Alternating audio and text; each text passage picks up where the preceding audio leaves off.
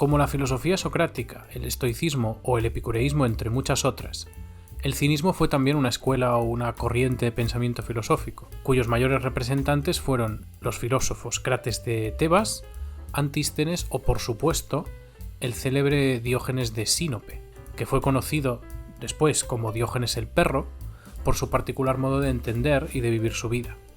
El cinismo, al cínico, hoy lo entendemos, y leo directamente la definición de cínico que nos da la RAE, como quien actúa con falsedad o desvergüenza descarada. Y esta definición, aunque no es exactamente el sentido que le dieron los clásicos, sí que tiene algo que ver con el origen del término. El cinismo, obviamente, no se puede vincular desde la filosofía meramente con la falsedad. Eso es un significado que ha tomado en épocas más modernas. Pero sí con la desvergüenza, y concretamente con la desvergüenza descarada. En términos generales, el cinismo defendía la banalidad de los convencionalismos sociocomunitarios, o sea, de las normas de conducta entre las personas y de la falsedad que, en muchos casos, esas normas entrañan. De ahí que del cinismo se siguieran algunas conductas algo antisociales, como lo que se cuenta sobre la arrogancia de Diógenes al responderle a Alejandro Magno cuando, en la época cuando Diógenes vivía en Corinto, se le acercó a Alejandro y le dijo: «Soy Alejandro». Y el filósofo le respondió: «Y yo Diógenes el Perro».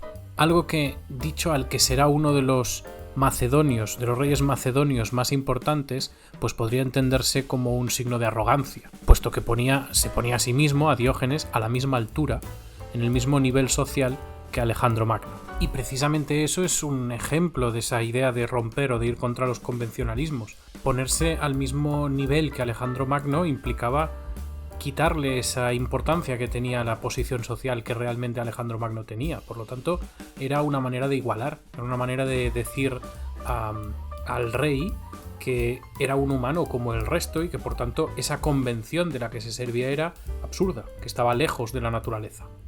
Además, también debemos recordar la gran campaña de falsificación de la moneda que llevó a cabo Diógenes, y por lo que fue de hecho desterrado de Sinope. Sin embargo, más allá de esta definición genérica de la escuela cínica y de las anécdotas de Diógenes que configuran una cierta imagen del cínico, debemos tratarla a la escuela cínica como lo que fue, una escuela filosófica, una escuela de pensamiento, por lo que de sus enseñanzas se siguen contenidos, conocimientos e instrucciones concretas. Hoy quiero hablaros en este sentido del modelo cínico, del sabio y de la vida cínica, del bios cínicos. Un modelo del que podréis encontrar muchas semejanzas con otras escuelas filosóficas, como por ejemplo con el estoicismo o con la filosofía socrática, pero también fuertes diferencias. Primero de todo, y esto es algo que vale en general para todas las escuelas filosóficas, el modelo de sabio sirve como guía de comportamiento, es decir, refleja a qué debemos aspirar como máximo dentro de una determinada práctica filosófica. Por ejemplo, en el episodio anterior de Los gatos de la Acrópolis vimos la concepción estoica del sabio, un sabio desapasionado y de ánimo tranquilo, es decir, que había conseguido la apaceia y por consiguiente la ataraxia, y que guiaba toda su vida y su acción basándola en la razón. Pues bien, a diferencia del estoicismo y de otras escuelas anteriores, en las que el modelo de sabio es siempre algo abstracto, algo inalcanzable por definición, y algo que no se materializa con nadie en concreto, o sea que no tenemos un ejemplo concreto, una referencia, un referente claro del sabio estoico, por ejemplo, o del sabio hedonista, una persona que encarne perfectamente ese modelo de sabio. En cambio, en el cinismo sí que tenemos ese referente. Ese referente del sabio cínico es para muchos dentro de la escuela Diógenes de Sinope, precisamente. Por tanto, esto podría ser una de las primeras características del modelo cínico del sabio.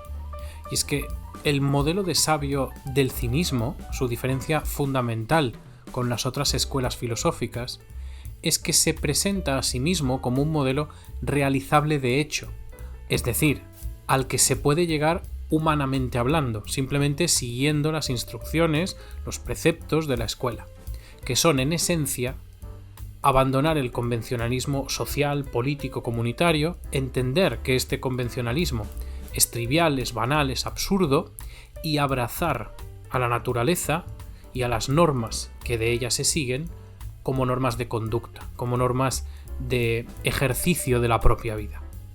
Abandonar el convencionalismo social implica, en términos griegos, alejarse del nomos, de la ley o de la costumbre, para seguir únicamente la physis, o sea, la naturaleza. Y este es precisamente el criterio de autosuficiencia que seguían los cínicos. En palabras de Diógenes Laercio, el sabio no debe vivir de acuerdo con las leyes establecidas, sino de acuerdo con la virtud. Y esa virtud de la que nos habla Diógenes Laercio consiste en el comportamiento natural, o sea, el que nace de la physis, el que nace de la naturaleza, de las leyes naturales. Y esto es precisamente lo que configura el bios cínicos, la vida del cínico. Y aunque esto es una visión más o menos establecida generalmente, no todos los filósofos cínicos compartieron la idea de que el sabio cínico, en la práctica, era el que más se pareciera, o de hecho, Diógenes de Sinope. Por ejemplo, Crates de Tebas mantuvo una idea idealizada del sabio, es decir, un modelo perseguible, pero no alcanzable. Para Crates nadie era absolutamente intachable, o sea, Crates defendía que todos tenemos defectos, y que la diferencia entre unas personas y otras reside no en si tienen o no tienen defectos, que esto es indiscutible, sino en la cantidad de esos defectos.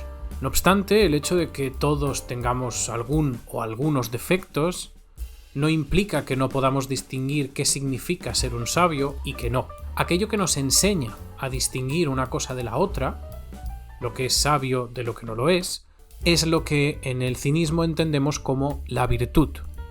O sea, que la virtud para el cinismo es una herramienta, es un criterio que nos acerca a la sabiduría, que nos permite identificarla. Además, para los cínicos la virtud es enseñable, y es enseñable a través de una concepción particular de la educación, de la paideia. Para los cínicos el aprendizaje de la virtud depende esencialmente de los hechos. Por tanto, la virtud se adquiere cuando se vive cínicamente, cuando se basa no solo el hablar o el pensar, sino también el vivir y el actuar, el obrar, en lo que dicta la naturaleza, la physis. Y además, los hechos forman no una parte esencial del aprendizaje de la virtud, sino la más esencial, la fundamental, como nos recuerda Diógenes Laercio. La virtud está en los hechos y no necesita de muchas palabras o conocimientos.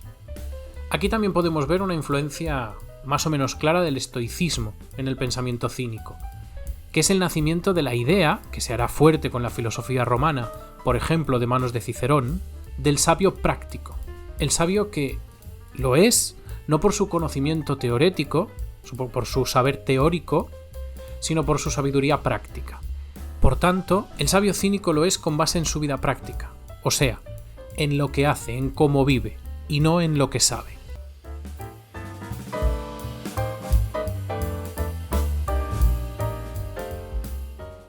En definitiva, es esta autosuficiencia e independencia la que lleva al cínico a la felicidad.